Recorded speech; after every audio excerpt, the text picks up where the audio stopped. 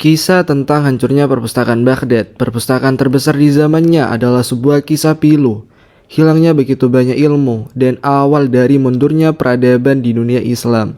Bagaimana tidak, perpustakaan yang mewariskan peradaban dunia, perpustakaan yang telah dibangun selama 600 tahun dan menghimpun semua cabang ilmu pengetahuan.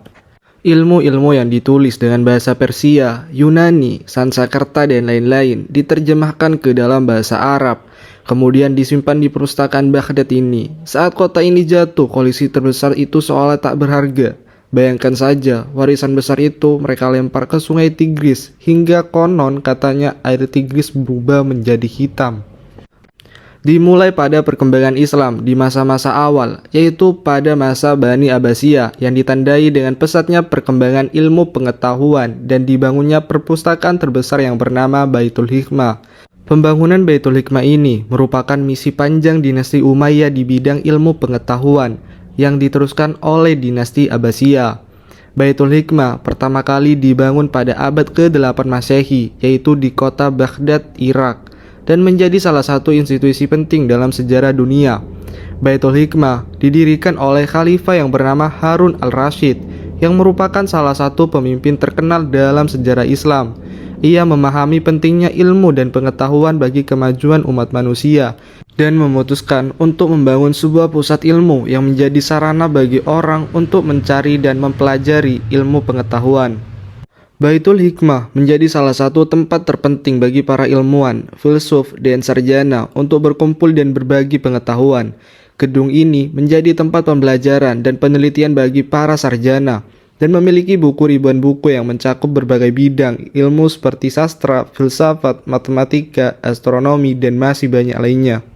Perpustakaan Baitul Hikmah sangat berperan penting dalam pengembangan ilmu pengetahuan dan filsafat Islam pada masa itu, dan banyak mempengaruhi perkembangan ilmu pengetahuan dan filsafat pada abad ke-9 dan ke-10. Perpustakaan ini menjadi salah satu sumber utama bagi pengembangan ilmu pengetahuan dan filsafat pada masa itu, dan menjadi tempat yang sangat penting bagi pertukaran ide dan pengetahuan antar ilmuwan dan filsuf. Perpustakaan ini juga mempunyai andil besar dalam perkembangan ilmu pengetahuan dan teknologi pada masa itu. Banyak ilmuwan dan sarjana yang mempelajari dan meneliti ilmu di Baitul Hikmah, dan membuat banyak penemuan dan kontribusi yang berpengaruh pada dunia ilmu pengetahuan dan teknologi saat ini. Bahkan sejarawan Amerika Serikat keturunan Arab yang bernama Philip Kayti mengatakan Baitul Hikmah sebagai kombinasi antara perpustakaan, akademi, dan biro penerjemah yang menjadi lembaga pendidikan paling penting setelah perpustakaan Alexandria yang telah berdiri 1100 tahun lalu. Perpustakaan ini juga menjadi tempat menimba ilmu bagi siapa saja, termasuk komunitas Kristen Eropa selama abad pertengahan. Namun sayangnya, perpustakaan ini hancur pada abad ke-13 sebagai akibat dari serangan bangsa Mongol, yaitu pada tahun 1258 Masehi.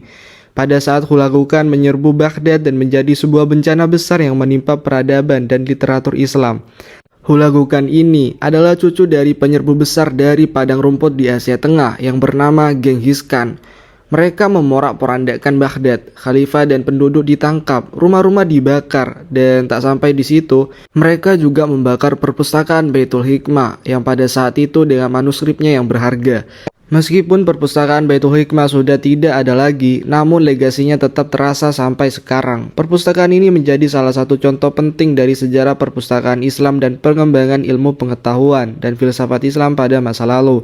Secara keseluruhan, Baitul Hikmah adalah contoh penting dari institusi yang memfasilitasi perkembangan ilmu pengetahuan dan teknologi, serta membantu memajukan umat manusia. Gedung ini merupakan salah satu tempat penting bagi para sarjana untuk berbagi dan mempelajari ilmu, dan terus memberikan inspirasi bagi generasi masa kini untuk terus mengembangkan ilmu dan pengetahuan.